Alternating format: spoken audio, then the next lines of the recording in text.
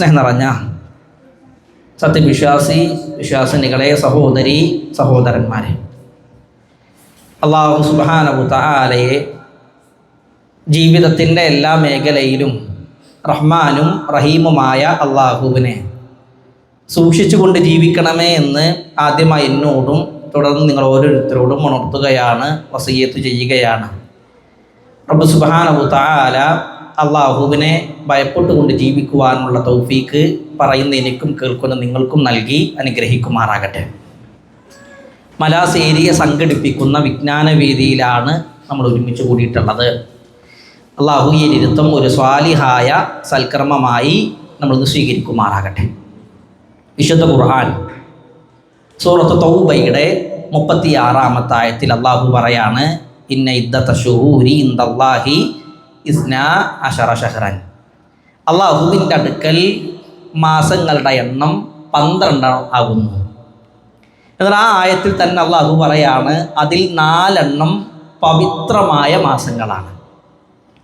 അള്ളാഹുവിൻ്റെ അരികിൽ ചില മാസങ്ങൾക്ക് ചില മാസങ്ങളെക്കാൾ, ചില ദിവസങ്ങൾക്ക് മറ്റു ചില ദിവസങ്ങളെക്കാൾ ശ്രേഷ്ഠതയും മഹത്വവും ഇസ്ലാമിക പ്രമാണങ്ങൾ നമ്മളെ പഠിപ്പിച്ചിട്ടുണ്ട്. അപ്പോൾ 4 മാസങ്ങൾ പവിത്രമാണ് എന്ന് പറഞ്ഞു. ഏതൊക്കെയാണ് പവിത്രമാക്കപ്പെട്ട മാസങ്ങൾ? ഒന്ന് ദുൽഖഅദ്, ദുൽഹിജ്ജ്, മുഹറം, റജബ്. ഈ 4 മാസങ്ങളാണ് പവിത്രമാക്കപ്പെട്ട മാസങ്ങൾ. അബൂബക്കർ റളിയല്ലാഹു അൻഹു റസൂലുള്ളാഹി സല്ലല്ലാഹു അലൈഹി വസല്ലമയിൽ നിന്ന് നിവേദനം ചെയ്യുന്ന ഹദീസിൽ കാണാൻ കഴിയും, അസ്സനത്തു 12 ശഹ്റൻ. ഒരു വർഷം 12 മാസമാണുള്ളത്. എന്നിട്ട് നബി സല്ലല്ലാഹു അലൈഹി വസല്ലം പറയാണ്, മിൻഹാ അർബഅത്തുൻ ഹുറും, അതിൽ 4 പവിത്രമാക്കപ്പെട്ട മാസങ്ങളാണ്. ആ ഹദീസിൽ തന്നെ നബി സല്ലല്ലാഹു അലൈഹി വസല്ലം പറയാണ്, സലാസുൻ മുതവാലിയാത്തുൻ, 3 മാസങ്ങൾ അത് തുടർച്ചയായിട്ട് വരുന്ന മാസങ്ങളാണ്. ഏതൊക്കെയാണ് 3 മാസങ്ങൾ? ഒന്ന് ദുൽഖഅദയാണ്, ദുൽഹിജ്ജയാണ്, മുഹറമാണ്. എന്നാൽ ഹദീസിൻ്റെ അവസാനം എങ്ങനെയെന്നറിയോ? നബി സല്ലല്ലാഹു അലൈഹി വസല്ലം പറയാണ്, വറജബ് മുദറുല്ലദീ ബൈന ജുമാദ വശഅബാൻ, ശഅബാനിൻ്റെയും അതേപോലെ തന്നെ ജുമാദയുടെയും ഇടയിലുള്ള മാസമായ മുളറിൻ്റെ മാസമായ റജബാണ് പവിത്രമാക്കപ്പെട്ട 4-ാമത്തെ മാസം. ഇവിടെ മുളറിൻ്റെ മാസം എന്ന് പറയാനുള്ള കാരണം, മുളറ് ഗോത്രത്തിനും അതേപോലെ തന്നെ റബീഅ ഗോത്രത്തിനും ഇടയിൽ അഭിപ്രായ വ്യത്യാസം ഉണ്ടായിരുന്നു, ഏതാണ് പവിത്രമാക്കപ്പെട്ട മാസം എന്നുള്ളത്. റബീഅ ഗോത്രം പറഞ്ഞു റമളാൻ മാസമാണ് പവിത്രമാക്കപ്പെട്ടതെന്ന്. എന്നാൽ മുളറ് ഗോത്രം പറഞ്ഞു അല്ല, റജബ് മാസമാണ് പവിത്രമാക്കപ്പെട്ടത് എന്നുള്ളത്. അപ്പോൾ അതിനെ ശക്തിപ്പെടുത്തിയിട്ടാണ് നബി സല്ലല്ലാഹു അലൈഹി വസല്ലം പറയണത്, റജബ് മുളറുല്ലദീ, മുളറ് ഗോത്രം പറഞ്ഞ റജബ് മാസമാണ് 4-ാമത്തത്. അപ്പോൾ 4 പവിത്രമാക്കപ്പെട്ട മാസങ്ങൾ. അതിൽ നമ്മുടെ വിഷയം മുഹറം മാസത്തെ കുറിച്ചിട്ടാണ്. അള്ളാഹു പവിത്രമാക്കിയ മാസങ്ങളിൽ ഒന്നാണ് മുഹറം മാസം. ഇസ്ലാമിക കലണ്ടറിലെ ആദ്യത്തെ മാസവും മുഹറമാണ്. മറ്റുള്ള മാസങ്ങളെക്കാൾ കൂടുതൽ ശ്രദ്ധയോടുകൂടി അള്ളാഹു വിലക്കിയ കാര്യങ്ങളിൽ നിന്ന് വിട്ടു നിൽക്കുകയും ഹറാമുകളിൽ നിന്ന് കഴിവിൻ്റെ പരമാവധി മാറി നിൽക്കാൻ ഒരു വിശ്വാസി ഈ മാസങ്ങളിൽ പ്രത്യേകം ശ്രദ്ധിക്കേണ്ടതുണ്ട്. ഈ മാസങ്ങളിൽ യുദ്ധം നിഷിദ്ധമാണ് എന്ന് വിശുദ്ധ ഖുർആൻ സൂറത്ത് ബഖറയുടെ 217-ാമത്തെ ആയത്തിൽ നമുക്ക് കാണാൻ കഴിയും.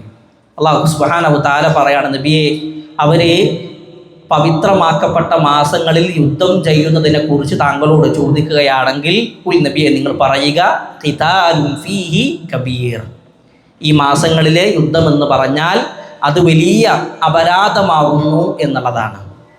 അപ്പം അതുകൊണ്ട് തന്നെ മറ്റുള്ള മാസങ്ങളെക്കാൾ ഈ പവിത്രമാക്കപ്പെട്ട 4 മാസങ്ങളിൽ കഴിവിൻ്റെ പരമാവധി ഹറാമുകളിൽ നിന്ന്, തിന്മകളിൽ നിന്ന് ഒരു വിശ്വാസി വിട്ടു നിൽക്കണം. അള്ളാഹു വിശുദ്ധ ഖുർആനിലൂടെ പറയാണ്, ഫലാ തദ്ലിമൂ ഫീഹിന്ന അൻഫുസകും, അതിനാൽ നിങ്ങൾ ഈ 4 മാസങ്ങളിൽ നിങ്ങൾ നിങ്ങളോട് തന്നെ അക്രമം പ്രവർത്തിക്കരുത് എന്നുള്ളതാണ്.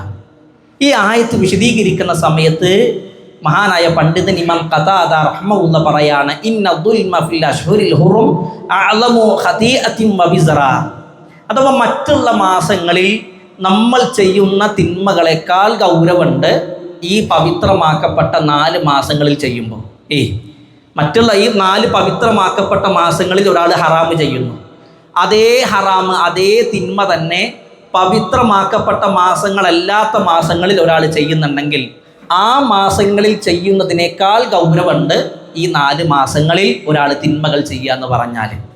അപ്പം അതുകൊണ്ട് കഴിവിൻ്റെ പരമാവധി ഹറാമുകളിൽ നിന്ന്, തിന്മകളിൽ നിന്ന്, മ്ലേച്ഛമായ പ്രവർത്തനങ്ങളിൽ നിന്ന് ഒരു വിശ്വാസി വിട്ടു നിൽക്കേണ്ട മാസമാണ് ഈ പവിത്രമാക്കപ്പെട്ട മാസങ്ങളിലെ 4 മാസവും. അതിൽ പ്രത്യേകിച്ചും നമ്മളിപ്പോൾ നിലകൊള്ളുന്ന മുഹറം മാസം.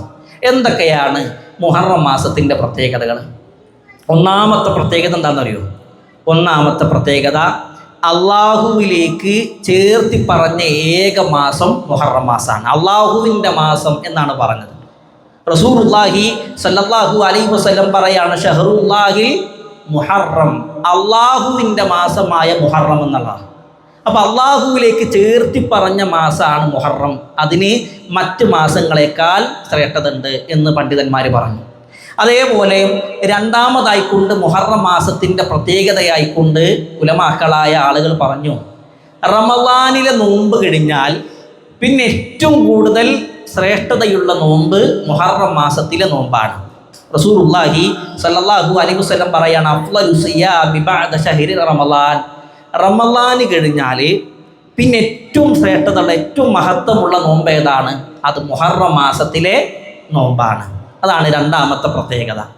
മൂന്നാമത്തെ പ്രത്യേകത, ഈ മുഹറം മാസത്തിൽ നമ്മൾ നോമ്പ് അനുഷ്ഠിച്ചാൽ എന്താണ് നമുക്ക് ലഭിക്കുന്ന പ്രതിഫലം? റസൂലുള്ളാഹി സ്വല്ലല്ലാഹു അലൈഹി വസല്ലം പറഞ്ഞു, ഒരാൾ അറഫ ദിവസത്തിൽ നോമ്പ് അനുഷ്ഠിച്ചാൽ, ദുൽഹിജ്ജ 9 അറഫ ദിവസത്തിൽ നോമ്പ് അനുഷ്ഠിച്ചാൽ അയാളുടെ കഴിഞ്ഞു പോയതും വരാനിരിക്കുന്നതുമായ ഓരോ വർഷത്തിലെയും പാപങ്ങൾ പുറത്തു കിട്ടും. എന്നിട്ട് ഹദീസ് അവസാനിപ്പിക്കേണ്ടത് എങ്ങനെയെന്നറിയോ? ഒരാൾ മുഹറം മാസത്തിലെ ആശൂറാഇൻ്റെ അന്ന് നോമ്പെടുത്താലോ അയാളുടെ കഴിഞ്ഞു പോയ ഒരു വർഷത്തിലെ തിന്മകൾ അല്ലാഹു സുബ്ഹാനഹു വ തആല പുറത്തു കൊടുക്കുന്നുള്ളതാണ്. ഈ ഭാഗം വിശദീകരിക്കുന്ന സമയത്ത് ഇമാം നബവി റഹ്മഹുല്ലാഹ് പറയുന്നുണ്ട്, അറഫ ദിവസത്തിൽ ദുൽഹിജ്ജ 9 അന്ന് ഒരാൾ നോമ്പെടുക്കുകയാണെങ്കിൽ 2 കൊല്ലത്തെ പാപങ്ങൾ പുറത്തു കിട്ടും. മുഹറമിലെ 10 അന്ന് നോമ്പെടുക്കുകയാണെങ്കിൽ 1 കൊല്ലത്തെ നോമ്പ് പുറത്തു കിട്ടും, 1 കൊല്ലത്തെ തിന്മകൾ പുറത്തു കിട്ടും. അതേപോലെ തന്നെ ഒരാൾ നമസ്കരിക്കുന്ന സമയത്ത് അയാളുടെ ആമീനും ഇമാമിൻ്റെ ആമീനും പള്ളിയിലെ മലക്കുകളുടെ ആമീനും കൂടി ഒരുമിച്ച് വരികയാണെങ്കിൽ അയാളുടെ മുൻകഴിഞ്ഞ് പോയ പാപങ്ങളെല്ലാം പുറത്തു കിട്ടും. ഇതൊക്കെ പറഞ്ഞിട്ട് ഇമാം നബവി റഹ്മഹുല്ലാഹ് പറയാണ്, ഇവിടൊക്കെ പൊറുക്കപ്പെടുന്നത് വൻപാപങ്ങളല്ല, ഏതാണ്? ചെറുപാപങ്ങളാണ്. വൻപാപങ്ങൾ ഒരാളുടെ ജീവിതത്തിൽ സംഭവിച്ചാൽ അയാൾ ആത്മാർത്ഥമായി റബ്ബിലേക്ക് തൗബ ചെയ്യണം, ഇസ്തിഗ്ഫാർ നടത്തണം, ഖേദിച്ച് മടങ്ങണം, എങ്കിലേ ആ തിന്മകളെല്ലാം പുറത്തു കിട്ടുള്ളൂ. അപ്പോൾ മുഹറമിലെ ഈ ഒരു ദിവസത്തിൽ നോമ്പ് അനുഷ്ഠിക്കുമ്പോൾ കഴിഞ്ഞു പോയ ഒരു വർഷത്തിലെ തിന്മകൾ പുറത്തു കിട്ടുമെന്ന് പറയുമ്പോൾ അവിടെ പൊറുക്കപ്പെടുന്നത് എന്താണ്? ചെറുപാപങ്ങളാണ്. അപ്പോൾ ആ ചെറുപാപങ്ങൾ പൊറുക്കപ്പെടാൻ വേണ്ടിയിട്ട് നമ്മൾ നോമ്പെടുക്കണം.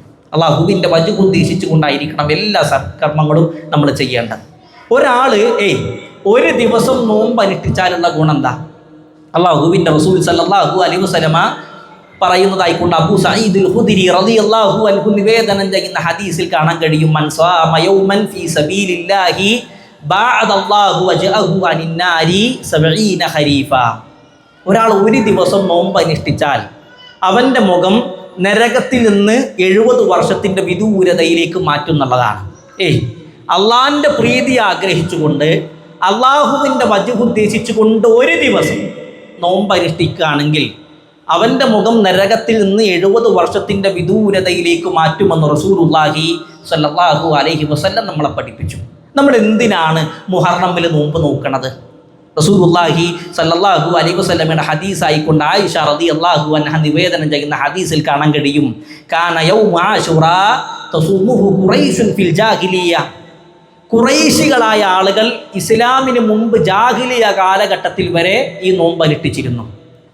അള്ളാഹുവിൻ്റെ റസൂൽ സല്ലല്ലാഹു അലൈഹി വസല്ലം മദീനയിലേക്ക് വന്നപ്പോൾ പ്രവാചകൻ സല്ലല്ലാഹു അലൈഹി വസല്ലമയും ഈ ദിവസങ്ങളിൽ നോമ്പ് അനുഷ്ഠിച്ചിരുന്നു. എന്നിട്ട് ഹദീസിൽ ആയിഷ ബിബി പറയാണ്, ഫലമ്മാ നസല റമളാനു കാന റമളാനുൽ ഫരീള. റമളാനിലെ നോമ്പ് നിർബന്ധമാക്കിയപ്പോൾ മുഹറമിലെ നോമ്പ് എന്ത് ചെയ്തു? അത് സുന്നത്താക്കി. റമളാനിലെ നോമ്പ് നിർബന്ധമായപ്പോൾ മുഹറമിലെ നോമ്പ് സുന്നത്താക്കി. വീണ്ടും ഹദീസിൽ കാണാൻ കഴിയും, ഈ ദിവസങ്ങളിൽ ഇപ്പോൾ ഖുറൈശികളായ ആളുകൾ ജാഹിലിയ കാലഘട്ടത്തിൽ നോമ്പനുഷ്ഠിച്ചിരുന്നു. അള്ളാഹുവിൻ്റെ റസൂൽ സല്ലല്ലാഹു അലൈഹി വസല്ലമ മദീനയിലെത്തുമ്പോൾ ജൂതന്മാരായ ആളുകളും ഈ ദിവസങ്ങളിൽ നോമ്പനുഷ്ഠിച്ചിരുന്നു. അവരോട് ചോദിക്കുകയാണ്, നിങ്ങൾ എന്തിനാണ് ഈ മുഹറമിൻ്റെ 10ൻ്റെ അന്ന് നോമ്പനുഷ്ഠിച്ച് കിടന്നെന്തിനാണ്? അവർ പറയാണ്, ഹാദാ യൗമുൻ സ്വാലിഹുൻ ഹാദാ യൗമുൻ നജ്ജല്ലാഹു ബനി ഇസ്രായീല മിൻ അദുവ്വിഹിം ഫസാമഹു മൂസാ. ഫിറൗനിൻ്റെ കയ്യിൽ നിന്ന് മൂസാ നബിയെയും ബനു ഇസ്രായേൽ ജനതയെയും അള്ളാഹു രക്ഷപ്പെടുത്തിയത് ഈ ദിവസമാണ്. അതുകൊണ്ട് തന്നെ ഈ ദിവസത്തിൽ മൂസാ നബി അലൈഹി സ്വലാത്തു വസ്സലാം നോമ്പനുഷ്ഠിക്കാറുണ്ട്. അതിന് ഒരു ഐക്യദാർഢ്യം എന്നോളമാണ് ഞങ്ങൾ നോമ്പനുഷ്ഠിക്കുന്നത് എന്ന് ജൂതന്മാരായ ആളുകൾ പറഞ്ഞു. അപ്പോൾ അള്ളാഹുവിൻ്റെ റസൂൽ സല്ലല്ലാഹു അലൈഹി വസല്ലം പറയാണ്, നിങ്ങളെക്കാൾ മൂസയിലേക്ക് ഏറ്റവും കൂടുതൽ അടുത്തവൻ അല്ലെങ്കിൽ മൂസയിലേക്ക് ഏറ്റവും അർഹിക്കുന്നവൻ ഞാനാണ്. അതുകൊണ്ട് നബി സല്ലല്ലാഹു അലൈഹി വസല്ലം അവിടെ നോമ്പനുഷ്ഠിച്ചു. എന്നിട്ട് അള്ളാഹിൻ്റെ റസൂൽ പറയുന്ന ഹദീസിൽ, മറ്റൊരു ഹദീസിൽ കാണാൻ കഴിയും, ഫഇദാ കാനൽ ആമുൽ മുഖ്ബിൽ ഇൻഷാ അല്ലാഹ്, അള്ളാഹിൻ്റെ തൗഫീഖ് ഉണ്ടെങ്കിൽ അടുത്ത വർഷം ഞാനുണ്ടെങ്കിൽ മുഹറം 9ൻ്റെ അന്നും ഞാൻ നോമ്പനുഷ്ഠിക്കും. പക്ഷേ പിറ്റത്തെ വർഷം റസൂലുള്ളാഹി സ്വല്ലല്ലാഹു അലൈഹി വസല്ലം ജീവിച്ചിരുന്നില്ല. അള്ളാഹുവിൻ്റെ റസൂൽ സ്വല്ലല്ലാഹു അലൈഹി വസല്ലം മരണപ്പെട്ടു. അപ്പോൾ ഇതിൽ നിന്ന് ഒരു വിശ്വാസിക്ക് കിട്ടുന്നത്, ഹദീസിൽ നിന്ന്, ഇസ്ലാമിക പ്രമാണങ്ങളിൽ നിന്ന് ഒരു വിശ്വാസിക്ക് കിട്ടുന്നത്, മുഹറമിലെ 9ൻ്റെയും മുഹറം 9ഉം 10ഉം നോമ്പ് നോൽക്കൽ പ്രത്യേകം സുന്നത്തായിക്കൊണ്ട് ഇസ്ലാമിക പ്രമാണങ്ങൾ നമ്മളെ പഠിപ്പിച്ചു. ഇനി ഒരാൾക്ക് 9ൻ്റെ അന്ന് നോമ്പ് നോക്കാൻ കഴിഞ്ഞിട്ടില്ലെങ്കിലോ അയാൾക്ക് 10ഉം 11ഉം നോമ്പ് നോക്കാം. ഇബ്നു ഉസൈമീൻ റഹ്മത്തുള്ളാഹിയോട് ഈ വിഷയത്തെക്കുറിച്ച് ചോദിച്ചപ്പോൾ ഇബ്നു ഉസൈമീൻ റഹ്മത്തുള്ളാഹി പറയാണ്, ആശൂറാഇൻ്റെ ദിവസം അള്ളാഹു ചെയ്യാൻ നിയമമാക്കിയ ഏക കർമ്മം നോമ്പ് അനുഷ്ഠിക്കുക എന്നുള്ളത് മാത്രം. മുഹറം 10ൻ്റെ അന്ന് അള്ളാഹു നിയമമാക്കിയ കർമ്മം എന്ന് പറഞ്ഞാൽ അത് നോമ്പ് അനുഷ്ഠിക്കുക എന്നുള്ളത് മാത്രമാണ്. അപ്പോൾ ജൂതന്മാരോട് എതിരാകാൻ വേണ്ടി ഒരാൾ മുഹറമിലെ 9ൻ്റെയും 10ൻ്റെയും ദിവസങ്ങളിൽ നോമ്പ് നോക്കണം. ഇനി 9ൻ്റെ അന്ന് അയാൾക്ക് നോമ്പ് നോക്കാൻ കഴിഞ്ഞിട്ടില്ലെങ്കിലോ 10ഉം 11ഉം നോമ്പ് നോൽക്കാം എന്നുള്ളതാണ്. മുൻഗാമികളായ ആളുകൾ ഈ നോമ്പിന് കൊടുത്ത പ്രാധാന്യം എന്താണെന്നറിയോ? മുഹമ്മദ് ബിൻ ശിഹാബ് അസ്സുഹരി റഹ്മത്തുള്ളാഹി യാത്രയിൽ പോകുന്ന സമയത്ത് പോലും അദ്ദേഹം മുഹറമിലെ 10ലെ ആശൂറാഇൻ്റെ നോമ്പ് നോക്കുമായിരുന്നു. അപ്പോൾ അദ്ദേഹത്തിൻ്റെ കൂടെ ഉണ്ടായിരുന്ന ആളുകൾ ചോദിക്കാണ്, ഷെയ്ഖേ, നിങ്ങൾ റമളാനിൽ യാത്ര ചെയ്യുന്ന സമയത്ത് റമളാനിലെ നോമ്പ് യാത്രക്കാരനാകുമ്പോൾ നിങ്ങൾ നോമ്പ് ഒഴിവാക്കാറുണ്ട്, എന്നാൽ മുഹറമിലെ 10ൻ്റെ അന്ന് നിങ്ങൾ യാത്രക്കാരനായിരിക്കുന്ന സമയത്ത് നോമ്പ് നോക്കുന്നു, എന്താ അതിൻ്റെ കാരണം? അപ്പോൾ മുഹമ്മദ് ബിൻ ശിഹാബ് അസ്സുഹരി പറയാണ്, റമളാനിൽ ഒരാൾ യാത്രക്കാരനാണെങ്കിൽ അയാൾക്ക് റുഖ്സൻ്റെ ഇളവുണ്ട്, വേണമെങ്കിൽ നോമ്പ് ഒഴിവാക്കാം. പിന്നെ ആ റമളാനിന് ശേഷം അയാൾക്ക് കഴിയുന്ന സമയത്ത് നോമ്പെടുത്ത് വീട്ടിയാൽ മതി. എന്നാൽ മുഹറമിൽ അയാൾക്ക് നോമ്പ് നഷ്ടപ്പെട്ടാലോ പിന്നെ അത് വീട്ടാനുള്ള സമയമല്ല.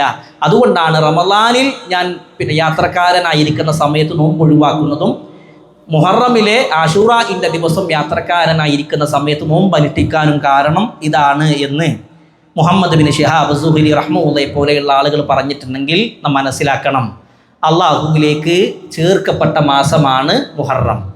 അള്ളാഹുവിൻ്റെ മാസം എന്ന് പറഞ്ഞാൽ പവിത്രമാക്കപ്പെട്ട മാസങ്ങളിൽ എണ്ണിയ, അതേപോലെ തന്നെ റമളാന് കഴിഞ്ഞാൽ പിന്നെ ഏറ്റവും ശ്രേഷ്ഠതയുള്ള നോമ്പ് എന്ന് പറഞ്ഞാൽ ഇങ്ങനെ ഒരുപാട് ശ്രേഷ്ഠത ഉണ്ടായിട്ടും ഈ ദിവസങ്ങളെയാണ് ചില ആളുകൾ നഹ്സായിക്കൊണ്ട് പറയുന്നത്. അല്ലാഹുൽ മുസ്തആൻ. വളരെ ഗൗരവത്തിൽ നമ്മൾ ആലോചിക്കണം. ഇങ്ങനെ പവിത്രമാക്കപ്പെട്ട അള്ളാഹുവിലേക്ക് ചേർക്കപ്പെട്ട ദിവസങ്ങളെ പോലും അത് നഹ്സാണ്, ശകുനമാണ്, അത് ദുശകുനമാണ്, ഇത്തരം ദിവസങ്ങളിൽ സൽക്കർമ്മങ്ങൾ അല്ലെങ്കിൽ നല്ല കാര്യങ്ങളൊന്നും ചെയ്യാൻ പാടില്ല എന്ന് പറയുന്ന ഒരു വിഭാഗം ആളുകൾ നമ്മുടെ നാട്ടിലുണ്ട്, അല്ലെങ്കിൽ നമുക്കിടയിലുണ്ട്. ഒരാൾ വീടിൻ്റെ പണി പൂർത്തീകരിച്ചാൽ അപ്പോൾ അയാളോട് പറയുന്നതാണ് മുഹറമിൽ 10 കഴിഞ്ഞിട്ട് വീടിരുന്നാൽ മതി, കാരണം മുഹറമിൽ 10 ദിവസം എന്ന് പറഞ്ഞാൽ അത് ശകുനാണ്, അത് നഹ്സിൻ്റെ ദിവസമാണ്. ഒരു കച്ചവടം തുടങ്ങുന്ന സമയത്ത് അത് ഈ ദിവസം കഴിഞ്ഞിട്ട് മതി. ഒരു വിവാഹം ആലോചിക്കുന്ന സമയത്ത് എന്തൊക്കെ നന്മകളുണ്ടോ അതൊന്നും ഈ ദിവസങ്ങളിൽ തുടങ്ങാൻ ഇത്തരം ആളുകൾ സമ്മതിക്കൂല.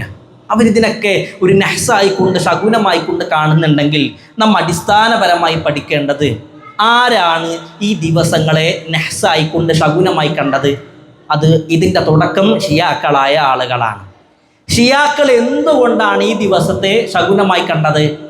അള്ളാഹുവിൻ്റെ റസൂൽ സല്ലല്ലാഹു അലൈഹി വസല്ലമയുടെ സ്വഹാബിയായ അലി ബിൻ അബി താലിബ് റളിയല്ലാഹു അൻഹുവിൻ്റെ മകൻ ഹുസൈൻ റളിയല്ലാഹു അൻഹു കർബലയിൽ മരണപ്പെടുന്നത് മുഹറം 10-നാണ്.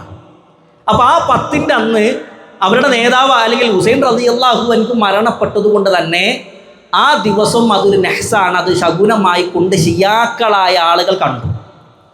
ആ ഒരു വിശ്വാസമാണ് ഇന്ന് പല ആളുകളും കടമെടുക്കുന്നത്. നമ്മൾ മനസ്സിലാക്കണം, എന്താണ് ഹുസൈൻ റളിയല്ലാഹു അൻഹുവിൻ്റെ മരണവുമായി കർബലയിൽ നടന്നത്. അത് ആ ചരിത്രം പഠിക്കുന്നതിന് മുമ്പ് അതിന് കുറച്ച് മുമ്പിലേക്ക് നമ്മൾ ചരിത്രം ഒന്ന് മനസ്സിലാക്കണം. അല്ലെങ്കിൽ ആ ഒരു യുദ്ധത്തിലേക്ക് കലാശിക്കാൻ, അല്ലെങ്കിൽ ആ ഒരു വധത്തിലേക്ക് കലാശിക്കാനുള്ള കാരണം എന്താണ്? അതിനാദ്യം പഠിക്കേണ്ടത് എന്താണെന്നറിയോ? ഉമർ റളിയല്ലാഹു അൻഹുവിൻ്റെ ചരിത്രമാണ്. ശരിക്ക് എല്ലാവരും ശ്രദ്ധിക്കണേ. അല്ലാഹുവിൻ്റെ റസൂൽ സല്ലല്ലാഹു അലൈഹി വസല്ലം പറഞ്ഞു, ഇസ്ലാമിനും ഫിത്നക്കും ഇടയിലുള്ള വാതിൽ ഉമറാണ്. അഥവാ ഉമർ ജീവിച്ചിരിക്കുന്ന കാലത്തോളം ദീനിലേക്ക് ഫിത്ന കടന്നു വരില്ല. എന്നാൽ ആ വാതിൽ തകർക്കപ്പെടും. ഉമർ റളിയല്ലാഹു അൻഹു മരണപ്പെടും. ഉമർ റളിയല്ലാഹു അൻഹുവിൻ്റെ മരണത്തിന് ശേഷം ദീനിലേക്ക് ഫിത്നകൾ കടന്നു വരും. ഉമർ റളിയല്ലാഹു അൻഹുവിൻ്റെ കാലഘട്ടത്തിന് ശേഷം പിന്നീട് ഒരുപാട് പ്രശ്നങ്ങൾ ഉണ്ടായി. നമുക്കറിയാം, ഉമർ റളിയല്ലാഹു അൻഹുവിൻ്റെ ഖിലാഫത്ത് കാലഘട്ടത്തിന് ശേഷം ഇസ്ലാമിക ഭരണകൂടത്തിലെ ഖലീഫയായി വന്നത് ഉസ്മാൻ ബിൻ അഫ്ഫാൻ റളിയല്ലാഹു അൻഹു ആണ്. ഉമർ റളിയല്ലാഹു അൻഹുവിൻ്റെ സ്വഭാവത്തിന് നേരെ ഓപ്പോസിറ്റ് ആയിരുന്നു. ഒരു സാത്വികനായ, ഒരു സാധുവായ മനുഷ്യനാണ് ആരെ? ഉസ്മാൻ റളിയല്ലാഹു അൻഹു. ഒരുപാട് പ്രത്യേകതയുള്ള സ്വഹാബിയാണ്. ഉമർ റളിയല്ലാഹു അൻഹു കുറച്ച് കാർക്കശക്കാരനാണെങ്കിൽ ഒരു സോഫ്റ്റാണ്, ഒരു സാധുവായ ആളായിരുന്നു ഉസ്മാൻ റളിയല്ലാഹു അൻഹു. അല്ലാഹുവിൻ്റെ റസൂൽ സല്ലല്ലാഹു അലൈഹി വസല്ലമയുടെ 2 പെൺകുട്ടികളെ വിവാഹം കഴിച്ച സ്വഹാബിയാണ് ഉസ്മാൻ. ലോകത്ത് ഒരാൾക്കും കിട്ടാത്ത ഭാഗ്യമാണ്. ഒരേ പ്രവാചകൻ്റെ 2 പെൺകുട്ടികളെ വിവാഹം കഴിച്ച ഏക വ്യക്തി ആരാ? ഉസ്മാൻ റളിയല്ലാഹു അൻഹു മാത്രമാണ്. അല്ലാഹുവിൻ്റെ റസൂൽ സല്ലല്ലാഹു അലൈഹി വസല്ലമയുടെ സ്വഭാവവുമായി കൊണ്ട് ഏറെ സാമ്യതയുള്ള ആളാണ്. ഒരിക്കൽ നബി സല്ലല്ലാഹു അലൈഹി വസല്ലമ പ്രവാചകൻ്റെ മകൾ ഉമ്മു കുൽസൂമിൻ്റെ വീട്ടിലേക്ക് ചെന്നപ്പോൾ ഉമ്മു കുൽസൂം റളിയല്ലാഹു അൻഹ അവരുടെ ഭർത്താവായ ഉസ്മാൻ ബിൻ അഫ്ഫാൻ റളിയല്ലാഹു അൻഹുവിൻ്റെ തല ഇങ്ങനെ ചീകി കൊടുക്കുകയാണ്, മുടി ഇങ്ങനെ ചീകി കൊടുക്കുകയാണ്. ഇതിങ്ങനെ കണ്ട സമയത്ത് നബി സല്ലല്ലാഹു അലൈഹി വസല്ലമക്ക് ഏറെ സന്തോഷമായി. അല്ലാഹുവിൻ്റെ റസൂൽ സല്ലല്ലാഹു അലൈഹി വസല്ലം പറയാണ്, മോളെ, നീ ഉസ്മാനോട് ഏറ്റവും മാന്യമായി പെരുമാറണം. കാരണം എൻ്റെ സ്വഭാവവുമായി കൊണ്ടേറെ സാമ്യതയുള്ള സ്വഹാബിയാണ് ഉസ്മാൻ റളിയല്ലാഹു അൻഹു. മലക്കുകൾ പോലും ഈ സ്വഹാബിൻ്റെ വിഷയത്തിൽ ലജ്ജിച്ചിട്ടുണ്ട്. മദീനയിലെ ജൂതന്മാരുടെ കയ്യിൽ നിന്ന് റൂമ കിണർ വാങ്ങി മുസ്ലിമീങ്ങൾക്ക് നൽകിയ സ്വഹാബി ഉസ്മാൻ റളിയല്ലാഹു അൻഹു ആണ്. മസ്ജിദ് നബവിയുടെ വിപുലീകരണത്തിന് വേണ്ടി തൊട്ടപ്പുറത്തുണ്ടായിരുന്ന സ്ഥലങ്ങൾ വാങ്ങി അത് മസ്ജിദ് നബവിയുടെ ഭാഗത്താക്കിയത് ഉസ്മാൻ റളിയല്ലാഹു അൻഹു ആണ്. തബൂക്കിൻ്റെ രണഭൂമിയിൽ മുസ്ലിമീങ്ങൾക്ക് വേണ്ട എല്ലാ സഹായങ്ങളും നൽകിയ സ്വഹാബി ഉസ്മാനാണ്. 1000 സ്വർണ്ണ നാണയാണ് ഉസ്മാൻ റളിയല്ലാഹു അൻഹു അന്ന് കൊണ്ടുവന്ന് കൊടുത്തത്. അപ്പം ചെറിയ കുട്ടികൾ ഇങ്ങനെ നാണയത്തിൽ കളിക്കുന്നത് പോലെ അല്ലാഹുവിൻ്റെ റസൂൽ സല്ലല്ലാഹു അലൈഹി വസല്ലമ 1000 സ്വർണ്ണ നാണയത്തിലേക്ക് നബി സല്ലല്ലാഹു അലൈഹി വസല്ലമയുടെ വിരൽ ഇങ്ങനെ പാകിച്ചിട്ട് പറഞ്ഞൊരു വാക്കുണ്ട്, ഉസ്മാൻ, ഇനി നിങ്ങൾ എന്ത് ചെയ്താലും നിങ്ങൾക്ക് പ്രശ്നമല്ല. ഉസ്മാൻ, ഇനി നിങ്ങൾ എന്ത് ചെയ്താലും നിങ്ങൾക്ക് പ്രശ്നമല്ല. അങ്ങനെ സ്ഥാനമുള്ള സ്വഹാബിയാണ് ഉസ്മാൻ റളിയല്ലാഹു അൻഹു. ഈ ഉസ്മാൻ റളിയല്ലാഹു അൻഹുവിൻ്റെ കാലഘട്ടത്തിൽ ജൂതനായ അബ്ദുല്ലാഹി ഇബ്നു സബ, അയാൾ മുസ്ലിമിൻ്റെ വേഷമണിഞ്ഞ് മുസ്ലിമീങ്ങൾക്കിടയിലേക്ക് വന്നു. ആര് അബ്ദുല്ലാഹി ഇബ്നു സബ എന്നറിയോ? ഒരുപാട് പ്രസംഗത്തിന് ക്ലാസ്സിലൊക്കെ കേട്ടതാണ് ഈ പേര്. അയാളുടെ ഉമ്മ ജൂത സ്ത്രീയും ഉപ്പ യമനിയായ മുസ്ലിമായിരുന്നു. അപ്പോൾ ഇയാളുടെ ഉള്ളിൽ ജൂതമതമാണ്, നിഫാക്കാണ്. പക്ഷേ പ്രത്യക്ഷമായിക്കൊണ്ട് മുസ്ലിമിൻ്റെ വേഷമണിഞ്ഞ് മുസ്ലിമീങ്ങൾക്കിടയിൽ മുസ്ലിമായിക്കൊണ്ട് ഇയാൾ ജീവിക്കാൻ തുടങ്ങി. ആളുകൾക്കിടയിൽ ഇങ്ങനെ വസ്വാസ് ഉണ്ടാക്കുക. ഇയാൾ ആദ്യം പറഞ്ഞ വസ്വാസം എന്താ അറിയോ? അവസാന നാളിൽ ഈസാ നബി അലൈഹി സ്വലാത്തു വസ്സലാം വരുന്നത് പോലെ മുഹമ്മദ് മുസ്തഫ റസൂലുള്ളാഹി സ്വല്ലല്ലാഹു അലൈഹി വസല്ലം വരുന്നു പറഞ്ഞു. അത് ആളുകൾക്കിടയിൽ വലിയ രൂപത്തിൽ സ്വാധീനം ഉണ്ടാക്കാൻ കഴിഞ്ഞില്ല. രണ്ടാമതായിക്കൊണ്ട് ഇയാൾ പറഞ്ഞു, ശരിക്കും നബി സല്ലല്ലാഹു അലൈഹി വസല്ലമക്ക് ശേഷം അടുത്ത ഖലീഫ ആകേണ്ടത് ആരാ? അലി റളിയല്ലാഹു അൻഹു ആണ്. നബി സല്ലല്ലാഹു അലൈഹി വസല്ലമയുടെ വസിയാണ് അലി.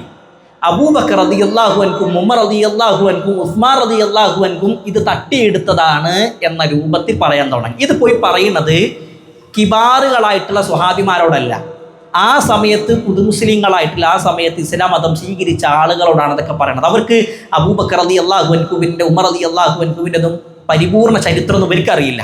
ഇവർ ആ സമയത്ത് ഇസ്ലാം മതം സ്വീകരിച്ചവരാണ്. അപ്പോൾ ഇവരെ വസ്വാസ് ഉണ്ടാക്കാൻ വേണ്ടി ഈ രൂപത്തിലൊക്കെ പോയി പറയാൻ തുടങ്ങി. ഇതിങ്ങനെ പറഞ്ഞ സമയത്ത് ഇവർക്കെതിരെ, ഈ മനുഷ്യനെതിരെ ശക്തമായിക്കൊണ്ട് സ്വഹാബികൾ എതിർത്തു. ആദ്യം എതിർത്തത് ആരാന്നറിയോ? അലി റളിയല്ലാഹു അൻഹു ആണ്. അലി റളിയല്ലാഹു അൻഹുവിനെ അനുകൂലിച്ചിട്ടാണ് ഇയാൾ പറയുന്നത്. പക്ഷെ അലി റളിയല്ലാഹു തന്നെയാണ് ആദ്യമായിക്കൊണ്ട് ഇയാൾക്കെതിരെ ശക്തമായിക്കൊണ്ട് വാദിക്കുന്നത്. അങ്ങനെ പല രൂപത്തിലും ഇയാൾ പ്രശ്നങ്ങൾ ഉണ്ടാക്കാൻ തുടങ്ങി. അതിൽ ഇയാളുടെ വാക്കിന് ആളുകൾക്കിടയിൽ സ്വാധീനം ഉണ്ടാകാൻ ഒരു സംഭവം ഉണ്ടായി. അഥവാ ഉമർ റളിയല്ലാഹു അൻഹു മരിക്കുന്നതിന് മുമ്പ് ഉസ്മാൻ റളിയല്ലാഹു അൻഹുവിനോട് പറഞ്ഞിരുന്നു, ഞാനിപ്പോൾ ഓരോ നാട്ടിലേക്കും ഓരോ ഗവർണർമാരെ പറഞ്ഞയച്ചിട്ടുണ്ട്. നിങ്ങൾ ഒരു കൊല്ലം കഴിയാതെ ആ നാട്ടിലെ ഗവർണർമാരെ ഒന്നും നിങ്ങൾ മാറ്റാൻ പാടില്ല. അത് ഉമർ റളിയല്ലാഹു അൻഹു മരിക്കുന്നതിന് മുമ്പ് ഉസ്മാൻ റളിയല്ലാഹു അൻഹുവിന് നൽകിയ ഉപദേശമാണ്. അങ്ങനെ ഉസ്മാൻ റളിയല്ലാഹു അൻഹു ഭരണം ഏറ്റെടുത്തു. ഒരു കൊല്ലം ഭരണം നടത്തി. ഒരു കൊല്ലത്തിന് ശേഷം ഉസ്മാൻ റളിയല്ലാഹു അൻഹു എന്ത് ചെയ്തു?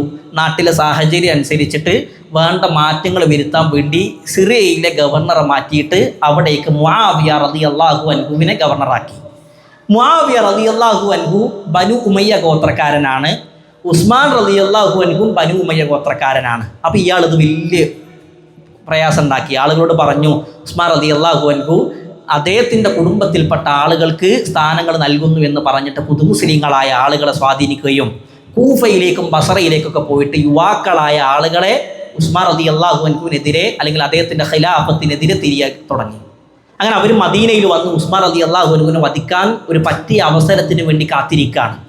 അപ്പോൾ അവർ ആഗ്രഹിച്ച പോലെ തന്നെ അലി റളിയല്ലാഹു അൻഹു, ആയിഷ റളിയല്ലാഹു അൻഹ, ത്വൽഹ റളിയല്ലാഹു അൻഹു, സുബൈർ റളിയല്ലാഹു അൻഹു ഒക്കെ ഒരു സമയത്ത് എല്ലാവരും കൂടി ഹജ്ജിന് പോവുകയാണ്.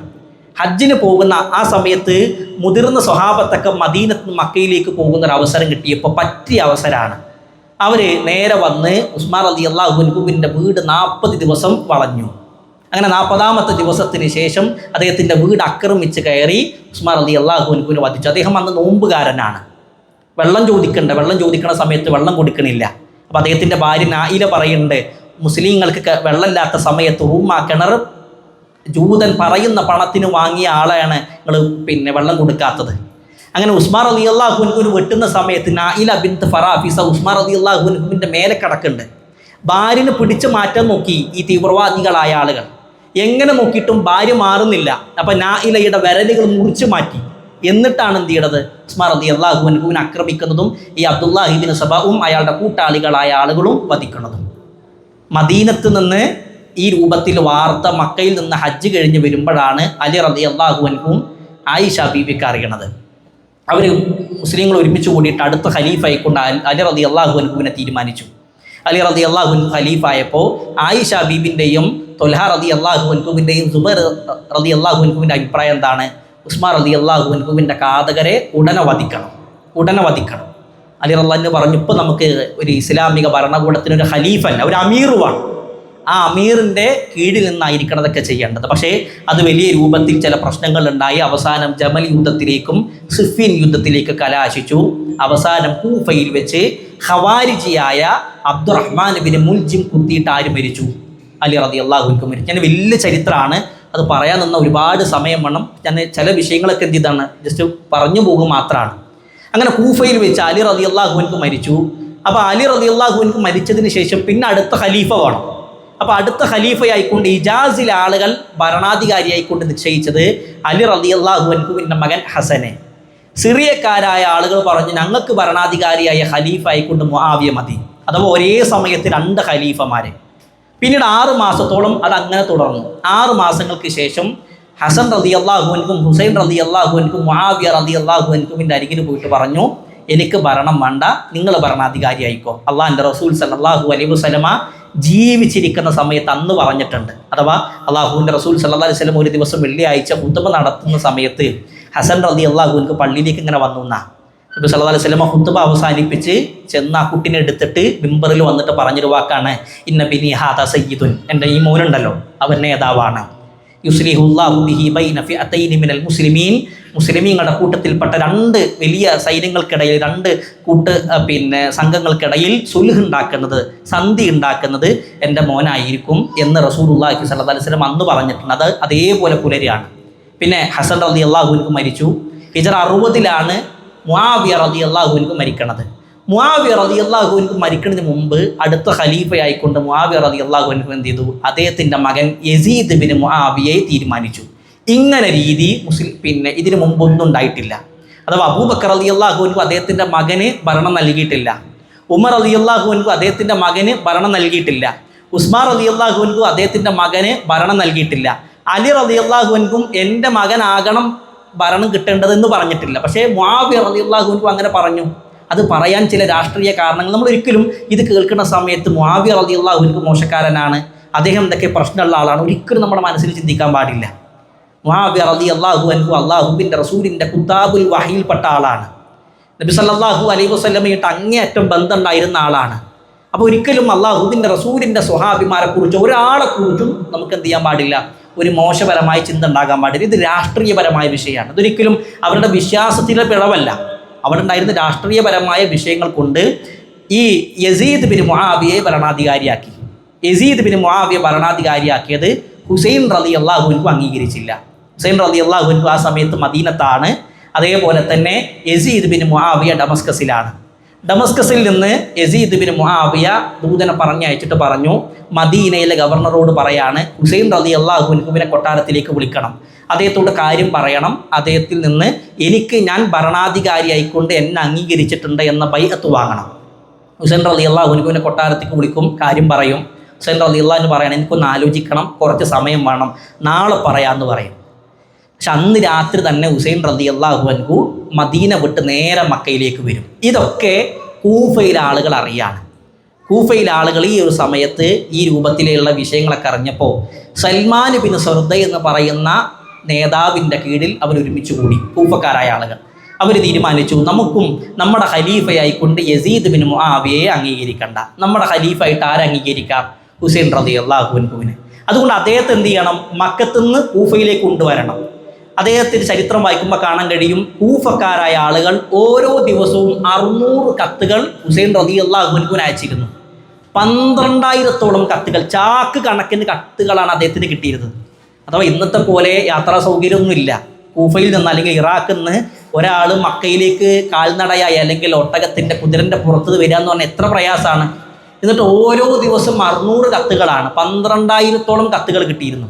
അപ്പോൾ ഇതിങ്ങനെ കണ്ടപ്പോൾ ഹുസൈൻ റളിയല്ലാഹു അൻഹു കൂഫയിലെ കാര്യങ്ങൾ തിരക്കാൻ വേണ്ടി മുസ്ലിം ബിൻ അഖീലിനെ പറഞ്ഞയച്ചു.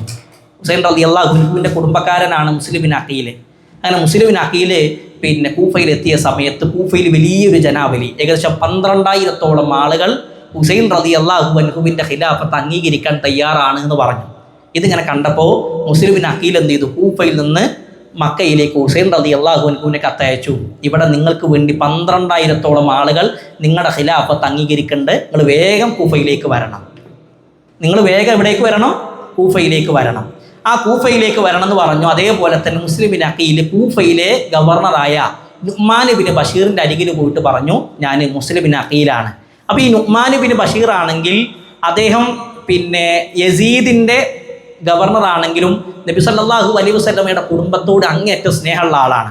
അപ്പം അദ്ദേഹത്തിൻ്റെ ഉള്ളിൽ ആഗ്രഹം ഹുസൈൻ റളിയല്ലാഹു അൻഹു ഭരണാധികാരിയാകണം എന്നാണ്. ഇതൊക്കെ ആരറിഞ്ഞു? ഡമസ്കസിലെ യസീദ് അറിഞ്ഞു. അപ്പോൾ ഗവർണറെ അവിടുന്ന് മാറ്റിയിട്ട് നുഅ്മാൻ ബിൻ ബഷീറിനെ അവിടുന്ന് മാറ്റിയിട്ട് ഉബൈദുല്ലാഹി ബിൻ സിയാദ് എന്ന് പറയുന്ന യുവാവിനെ അവിടുത്തെ ഭരണാധികാരിയായിക്കൊണ്ട് തീരുമാനിച്ചു. ക്രൂരനായ ഭരണാധികാരിയാണ് ഉബൈദുല്ലാഹി ബിൻ സിയാദ്. ആ പേര് മറക്കരുത്.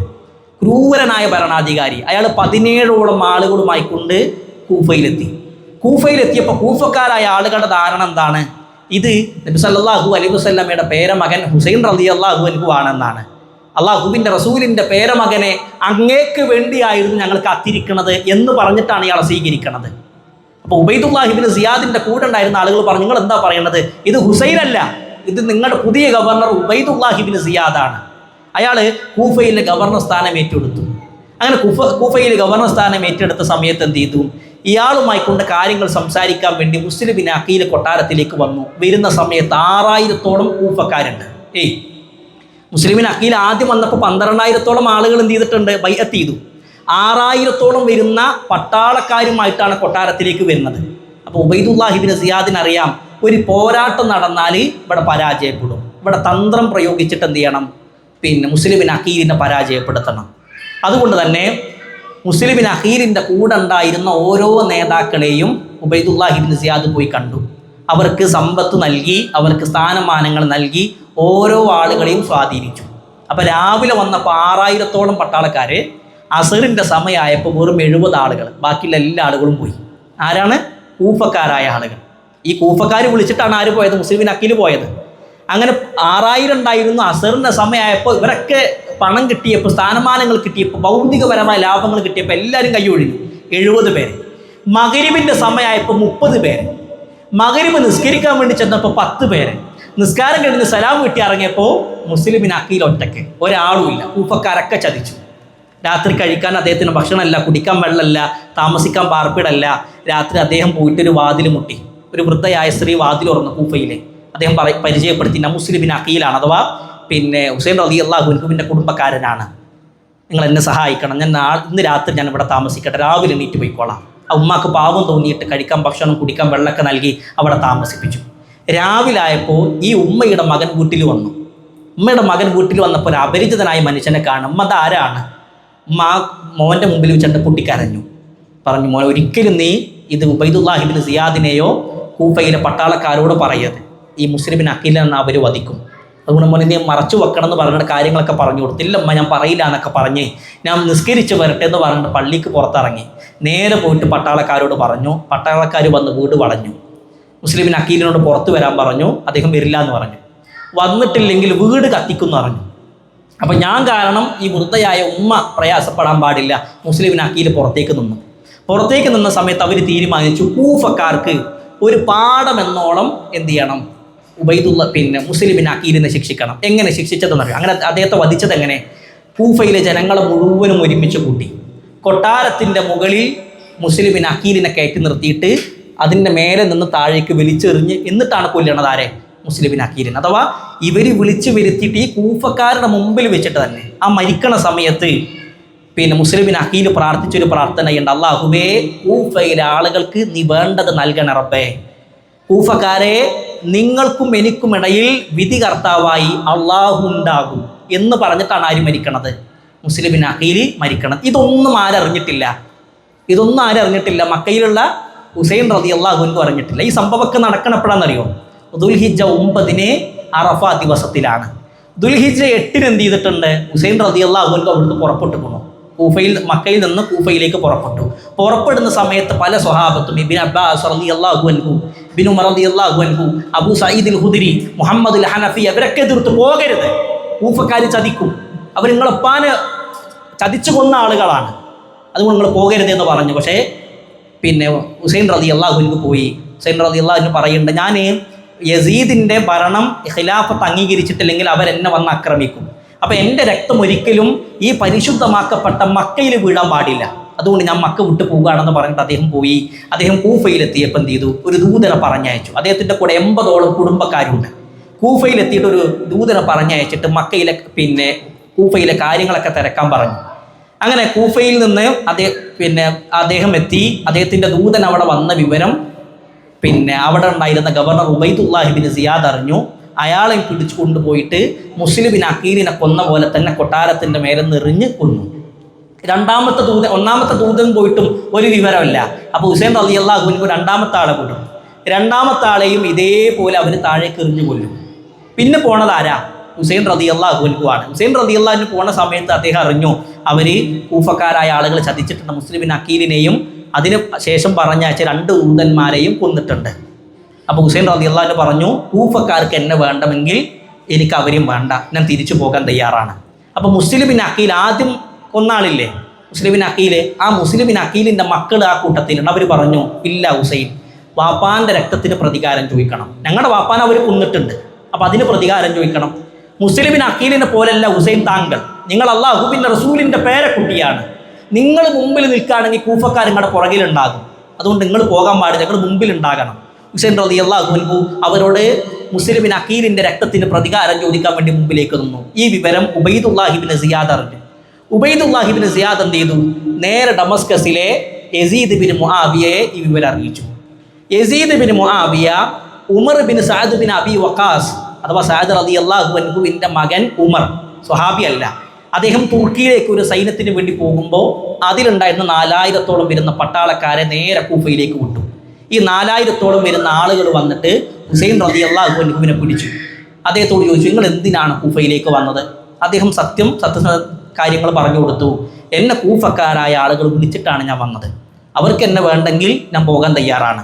ഹുസൈൻ റളിയല്ലാഹു അൻഹു 3 നിബന്ധനകൾ വെച്ചു. ഒന്നല്ലെങ്കിൽ മദീനയിലേക്ക് പോകാൻ എനിക്ക് അനുവാദം നൽകണം, അല്ലെങ്കിൽ യസീദിൻ്റെ അരികിലേക്ക്, യസീദ് ചതിക്കൂലാന്ന് ഉറപ്പുണ്ട്, അല്ലെങ്കിൽ യസീദിൻ്റെ അരികിലേക്ക് എന്നെ പറഞ്ഞയക്കണം, അതിന് അനുവാദം നൽകണം, അതല്ലെങ്കിൽ ഏതെങ്കിലും ഒരു നാട്ടിലേക്ക് പോകാൻ എനിക്ക് അനുവാദം നൽകണം. ഇതിങ്ങനെ 3 നിബന്ധനകൾ വെച്ചു. അപ്പോൾ കൂഫയിലെ ഗവർണറായ ഉബൈദുല്ലാഹ് ഇബ്നു സിയാദ് പറഞ്ഞു 3 അംഗീകരിക്കൂല. നേരെ കൊട്ടാരത്തിലേക്ക് വരിക, എൻ്റെ കൈ പിടിച്ചുകൊണ്ട് യസീദ് ബിൻ മുആവിയയെ ഖലീഫയായിക്കൊണ്ട് അംഗീകരിച്ചിരിക്കുന്നു, അദ്ദേഹത്തിൻ്റെ ഖിലാഫത്ത് അംഗീകരിച്ചിരിക്കുന്നു എന്ന് പറഞ്ഞാൽ വെറുതെ വിടാം, അല്ലെങ്കിൽ യുദ്ധമാണ്. ഹുസൈൻ റളിയല്ലാഹു അൻഹു പറഞ്ഞു അതൊരിക്കലും ഞാൻ അംഗീകരിക്കില്ല. ഈ 3 ഏതെങ്കിലും ഒന്ന് നിങ്ങൾ അംഗീകരിക്കുകയാണെങ്കിൽ ഞാൻ തയ്യാറാണ്. പക്ഷെ അവരെന്ത് ചെയ്തില്ല, അത് സമ്മതിച്ചില്ല. അപ്പോൾ ഇതൊക്കെ നടക്കുന്നത് ഹുസൈൻ റളിയല്ലാഹു അൻഹു കൂഫയിലെത്തുന്നത് മുഹറം 3-നാണ്. മുഹറം 9 വരെ ഈ സംസാരങ്ങളൊക്കെ നടന്നു. 6 ദിവസത്തോളം അങ്ങോട്ടും ഇങ്ങോട്ടും സംസാരങ്ങൾ. അവർ ഒരു ദൂതനെ പറഞ്ഞയക്കും, ആ ദൂതൻ വന്ന് ഇവിടെ കാര്യം പറയും, ഇവിടുന്ന് ദൂതൻ അവിടേക്ക് പോകും. അങ്ങനെ 6 ദിവസത്തോളം സംസാരം നടന്നു. അവസാനം ഉബൈദുല്ലാഹി ഇബ്നു സിയാദ്, ഞാൻ പറഞ്ഞില്ലേ ക്രൂരനായ ഭരണാധികാരി, കൂഫയിലെ ഗവർണർ, അയാൾ പറഞ്ഞു നാളെ മുഹറം 10-ആണ്, 10-ൻ്റെ അന്ന് വന്ന് എൻ്റെ കൈ പിടിച്ചുകൊണ്ട് ബൈഅത്ത് ചെയ്തിട്ടില്ലെങ്കിൽ, യസീദ് ബിൻ മുആവിയയുടെ ഖിലാഫത്ത് അംഗീകരിച്ചിട്ടില്ലെങ്കിൽ യുദ്ധമാണ് എന്ന് പറഞ്ഞു. പിറ്റേ ദിവസം ഹുസൈൻ റളിയല്ലാഹു അൻഹുവിൻ്റെ കൂടെ ഉണ്ടായിരുന്ന മുഴുവൻ പുരുഷന്മാരെയും ഉബൈദുല്ലാഹി ഇബ്നു സിയാദിൻ്റെ ആളുകൾ വധിച്ചു. അവസാനം ആര് മാത്രമായി? ഹുസൈൻ റളിയല്ലാഹു അൻഹു. ഹുസൈൻ റളിയല്ലാഹു അൻഹുവിൻ്റെ നേരെയൊക്കെ വാളോങ്ങാൻ ഒരാൾക്കു ധൈര്യമില്ല. കാരണം അല്ലാഹുവിൻ്റെ റസൂലിൻ്റെ പേരക്കുട്ടിയാണ്. എന്നാൽ ആ സൈന്യത്തിലെ ഏറ്റവും ക്രൂരനായ, ഏറ്റവും മോശപ്പെട്ട ഷിംർ ബിൻ ദി ജൗഷൻ, അതേപോലെ തന്നെ അനസ് ബിൻ സിനാൻ, ഇവർ 2 പേരും മുമ്പിലേക്ക് നിന്നു. ഇവർ 2 പേരും മുമ്പിലേക്ക് നിന്ന് ഹുസൈൻ റളിയല്ലാഹു അൻഹുവിനെ കർബലയിൽ വെച്ച് 61 മുഹറം 10-ന് അവിടെ വെച്ച് വകവരുത്തി. വകവരുത്ത് മാത്രമല്ല, ഹുസൈൻ റളിയല്ലാഹു അൻഹുവിൻ്റെ തല വെട്ടി അവരെ ഒരു തളികയിലാക്കിയിട്ട് ഉബൈദുല്ലാഹി ഇബ്നു സിയാദിൻ്റെ കൊട്ടാരത്തിലേക്ക് കൊടുത്തയച്ചു. ഉബൈദുല്ലാഹി ഇബ്നു സിയാദ് ഇങ്ങനെ കൊട്ടാരത്തിൽ ആ തല ഇങ്ങനെ കിട്ടിയപ്പോൾ അയാളുടെ കയ്യിൽ ഒരു ചെറിയൊരു കൊള്ളി ഉണ്ടായിരുന്നു, ചെറിയ വടി. അതുകൊണ്ട് ഹുസൈൻ റളിയല്ലാഹു അൻഹുവിൻ്റെ കവിളിൽ ഇങ്ങനെ അടിച്ചു എന്നുള്ളതാണ്. ഇത് അനസ് റളിയല്ലാഹു അൻഹു കണ്ടു. അനസ് റളിയല്ലാഹു അൻഹു ആ സമയത്ത് കൊട്ടാരത്തിലുണ്ട്. ഇത് കണ്ട സമയത്ത് അനസ് റളിയല്ലാഹു അൻഹു പറയുന്നുണ്ട്, അല്ലാഹുവിൻ്റെ റസൂൽ ഒരുപാട് ചുംബിച്ച കവിളിലാണ് ഉബൈദുല്ലാഹ് നീ ഈ രൂപത്തിൽ അടിക്കണത്, അള്ളാഹു നിന്നെ നശിപ്പിക്കട്ടെ എന്ന് പറഞ്ഞ് അനസ് റളിയല്ലാഹു അൻഹു അവിടുന്ന് ഇറങ്ങി എന്നുള്ളതാണ്. ഈ സംഭവത്തിന് ശേഷം പല സ്വഹാബിമാരും കൂഫക്കാരായ ആളുകൾക്കെതിരെ ശാപവാക്ക് പ്രാർത്ഥിച്ചു. കാരണം അവർ വിളിച്ചു വരുത്തിയതാണ് ഹുസൈൻ റളിയല്ലാഹു അൻഹുവിനെ. 12,000-ഓളം വരുന്ന കത്തുകൾ അയച്ച് അവർ മക്കയിൽ ഉണ്ടായിരുന്ന ഹുസൈൻ റളിയല്ലാഹു അൻഹുവിനെ വിളിച്ചു വരുത്തിയ ആളുകളാണ്. അപ്പം ഇങ്ങനെയൊക്കെ സംഭവം ഉണ്ടായപ്പോൾ ഉമ്മു സലമ റളിയല്ലാഹു അൻഹ പ്രാർത്ഥിക്കുന്നുണ്ട്, കൂഫക്കാരെ നശിപ്പിക്കണ റബ്ബേ എന്ന രൂപത്തിൽ ശാപവാക്ക് പോലും പല സ്വഹാബിമാരും പ്രാർത്ഥിക്കാൻ തുടങ്ങി. അപ്പം അതുകൊണ്ട് തന്നെ കൂഫയിലെ ആളുകൾക്ക് മനസ്സിലായി അവരുടെ ഭാഗത്ത് തന്നെയാണ് തെറ്റ്, അവരാണ് ഈ രൂപത്തിൽ ചതിച്ചത്, അവരാണ് ഹുസൈൻ റളിയല്ലാഹു അൻഹുവിനെ ഒറ്റപ്പെടുത്തിയത്. അതുകൊണ്ടാണ് ഹിജ്റ 61-ലാണ് ഈ സംഭവമൊക്കെ നടന്നത്. 4 വർഷങ്ങൾക്ക് ശേഷം ഒരു പറ്റം ആളുകൾ പ്രത്യക്ഷപ്പെട്ടു. അവർ സ്വയം പരിചയപ്പെടുത്തി ഞങ്ങൾ തൗവാബുന് ആളുകളാണ്, അഥവാ ഹുസൈൻ റളിയല്ലാഹു അൻഹുവിൻ്റെ വധത്തിൽ ഞങ്ങൾക്കൊന്നും ചെയ്യാൻ കഴിഞ്ഞിട്ടില്ല, അതുകൊണ്ട് അതിൽ പ്രതികാരം ചെയ്യാൻ വേണ്ടി ഞങ്ങളിത് പോവുകയാണ്, ഉബൈദുല്ലാഹി ഇബ്നു സിയാദിനെ വധിക്കാൻ ഞങ്ങൾ പോവുകയാണ് എന്ന് പറഞ്ഞ് രംഗത്ത് വന്ന ഒരു പറ്റം യുവാക്കളായ ആളുകൾ. ഇവരാ പോകുന്ന വഴിയിൽ അവർ ചെയ്ത കാര്യമാണ്, അവരുടെ ശരീരത്തിൽ എന്ത് ചെയ്തു, വാളുകൊണ്ടും കത്തി കൊണ്ടും മുറിവുണ്ടാക്കി. എന്തിനാണ്? ഹുസൈൻ റളിയല്ലാഹു അൻഹുവിനെ അന്ന് ഞങ്ങൾക്ക് സഹായിക്കാൻ കഴിഞ്ഞില്ല, അന്ന് ഞങ്ങൾ ഒറ്റപ്പെടുത്തിയില്ലേ, അപ്പോൾ അതിന് എന്ത് ചെയ്യാണ്, അതിന് ആ രൂപത്തിൽ അവരുടെ ശരീരത്തിലും അവരുടെ കത്തി കൊണ്ട് വാള് കൊണ്ടൊക്കെ ആഴത്തിലുള്ള മുറിവുകൾ ഉണ്ടാക്കി എന്നുള്ളതാണ്. അത് പിൽക്കാലത്ത് അതിൽ നിന്നാണ് ഷിയാക്കളായ ആളുകൾ ഈ രൂപത്തിൽ ഇത്തരം ആചാരങ്ങൾ കൊണ്ടുവരുന്നതും. ഇന്ന് മുഹറം 10 നമ്മൾ സോഷ്യൽ മീഡിയയിൽ കാണുന്നുണ്ട്, വലിയ വാള് കൊണ്ടും കത്തി കൊണ്ടും ഇരുമ്പിൻ്റെ കൊളുത്തുകൾ കൊണ്ടും ശരീരം കീറി മുറിക്കുകയാണ്, കല്ലുകൾ കയറിൽ കെട്ടിയിട്ട് ആ കല്ലുകൊണ്ട് പുറത്തടിക്കുകയാണ്. ഇതൊക്കെ ചെയ്യണത് എന്തിനാണ്? അന്ന് ഞങ്ങൾക്ക് ഹുസൈൻ റളിയല്ലാഹു അൻഹുവിനെ സഹായിക്കാൻ കഴിഞ്ഞിട്ടില്ല, അപ്പോൾ അതിനൊരു പ്രായച്ചിത്തം എന്നോളമാണ് ഈ രൂപത്തിൽ കാര്യങ്ങളൊക്കെ ചെയ്യുന്നത് എന്ന് അത്തരം ആളുകൾ പറയുകയും അതിൻ്റെ അടിസ്ഥാനത്തിലാണ് അവരിതൊക്കെ ചെയ്യുന്നത്. ഇതാണ് ഷിയാക്കളായ ആളുകൾ ഈ ദിവസത്തെ നഹ്സിൻ്റെ ദിവസമായിക്കൊണ്ട് കാണാനുള്ള കാരണം.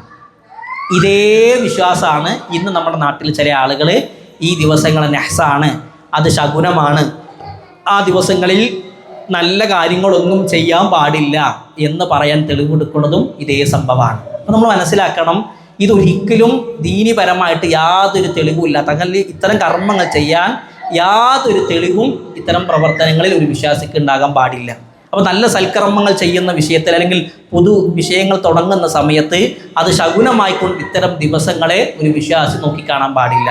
അല്ലാഹുവിൻ്റെ റസൂൽ സല്ലല്ലാഹു അലൈഹി വസല്ലം പറഞ്ഞു, ലാ തസുബ്ബു ദഹർ, നിങ്ങൾ കാലത്തെ ചീത്ത വിളിക്കരുത്. കാരണം കാലം എന്നുള്ളത് അല്ലാഹു ആണ് എന്നുള്ളതാണ്.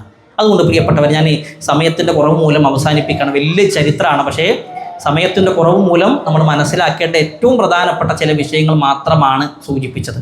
അതുകൊണ്ട് ഒരു വിശ്വാസി എന്ന രൂപത്തിൽ നമ്മൾ മനസ്സിലാക്കേണ്ടത് അള്ളാഹുവിലേക്ക് ചേർത്തിയ മാസമാണ് മുഹറം. അതേപോലെ തന്നെ പവിത്രമാക്കപ്പെട്ട 4 മാസങ്ങളിലൊന്നാണ് മുഹറം. റമളാന് കഴിഞ്ഞാൽ പിന്നെ ഏറ്റവും കൂടുതൽ ശ്രേഷ്ഠതയുള്ള മാസം എന്ന് പഠിപ്പിച്ചതാണ് മുഹറം.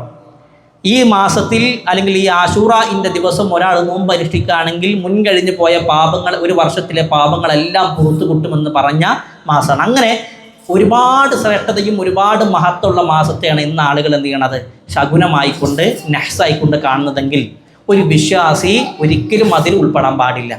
അതിനെതിരെ ശക്തമായിക്കൊണ്ട് സംസാരിക്കുന്ന ആളുകളുടെ കൂട്ടത്തിൽ നമ്മൾ ഉണ്ടാകണം. പ്രത്യേകം ശ്രദ്ധിക്കണം. ഈ ഒരു മുഹറമിലെ 9, 10 ദിവസങ്ങളിൽ നോമ്പിന് പ്രത്യേകം സുന്നത്തുണ്ടെന്ന് പഠിപ്പിച്ചു. ഇൻഷാ അല്ലാഹ് അടുത്ത ബുധൻ, വ്യാഴം ദിവസങ്ങളിലാണ് നോമ്പുണ്ടാകുക. അപ്പോൾ നമ്മൾ നിർബന്ധമായിട്ട് എന്ത് ചെയ്യണം, ആ ദിവസങ്ങൾ നമ്മൾ നോമ്പ് അനുഷ്ഠിക്കണം. നമ്മുടെ മുൻകഴിഞ്ഞ് പോയ ഒരു വർഷത്തിലെ പാപങ്ങളാണ് പുറത്ത് കിട്ടുന്നത്. നമ്മൾ മാത്രമല്ല, നമ്മുടെ കുടുംബം ആ ദിവസങ്ങളിൽ നോമ്പ് അനുഷ്ഠിക്കണം. നമ്മുടെ നാട്ടിലെ വ്യാഴം, വെള്ളി ദിവസങ്ങളിലാണ് മുഹറം 9, 10 ദിവസങ്ങളൊക്കെ വരുന്നത്. അപ്പോൾ അതിൻ്റെ ഗൗരവം മനസ്സിലാക്കിക്കൊണ്ട് കുടുംബത്തോടും ഈ വിഷയം നമ്മൾ അറിയിക്കുക, അതിനനുസരിച്ച് ജീവിതത്തെ ക്രമീകരിക്കുക. ഒരിക്കലും ഇസ്ലാമിൽ ഒരു മാസമോ ഒരു ദിവസമോ ഒരു സമയമോ ശകുനമായിക്കൊണ്ട് അല്ലാഹു സുബ്ഹാനഹു തആലയോ റസൂലുള്ളാഹി സ്വല്ലല്ലാഹു അലൈഹി വസല്ലമയോ പഠിപ്പിച്ചിട്ടില്ല. അത് ഈ രൂപത്തിൽ ശകുനമായി കാണുന്നത് അത് ഇസ്ലാമികമല്ല, അത് ഷിയായിസത്തിൻ്റെ വിശ്വാസമാണ്. ആ വിശ്വാസമാണ് ഇന്ന് ചില ആളുകൾ ഈ രൂപത്തിൽ ചെയ്യുന്നത് എന്നുള്ളത് മനസ്സിലാക്കുക. അല്ലാഹു സുബ്ഹാനഹു തആല കാര്യങ്ങൾ മനസ്സിലാക്കാൻ തൗഫീക്ക് നൽകി അനുഗ്രഹിക്കുമാറാകട്ടെ. അള്ളാഹുബടെ ഒരുമിച്ച് കൂടിയതുപോലെ അള്ളാഹുബിൻ്റെ ജന്നാത്തിൽ ഫിർദൗസിൽ ഒരുമിച്ച് കൂടാൻ തൗഫീക്ക് നൽകി അനുഗ്രഹിക്കുമാറാകട്ടെ. വആഖിറു ദഅവാനാ അൽഹംദുലില്ലാഹി റബ്ബിൽ ആലമീൻ. ونجني ثمارا تغذي الخيال فسرنا سويا على طاعة لنلقى رضا الله في كل حال.